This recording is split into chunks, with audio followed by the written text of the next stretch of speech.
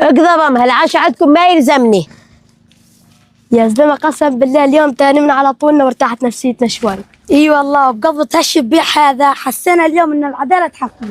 هو المصيبة بس ما يطلع لنا واحد من هذول المحسوبين على الثورة ويواسط له. والمن يواسط له هذا الشبيح يا زلمة إذ اخرب الدنيا. خير، شوف هذا احمد اللي دق علي من زمان ما دق. الو، هلا حياك الله. خير شبو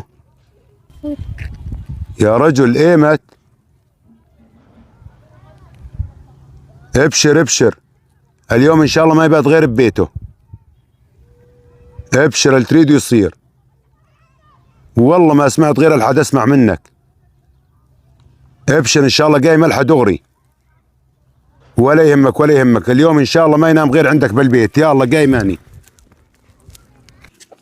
خير يبا، وين رايح؟ شوف قمت مستعجل. والله يا بنتي دق علي صاحبي بواحد مقضوب بالسجن، رايح اطالعه واجي. ما فهمت، يعني هذا اللي رايح تطالعه شبيح؟ شبيح يا بنتي، بس عاد ما ساوى شيء، انا رايح اجيب السياره وامشي. ما فهمت ابوك وين رايح؟ راح يطالع شبيح اكبر منه ما ابو. قلت لي راح يطالع شبيح، انا عرفت ليه كبران عندكم الدله والفناجيل. هذا ابوي هيك شغله على طول. والله لا ظل استناه يلمني عاد.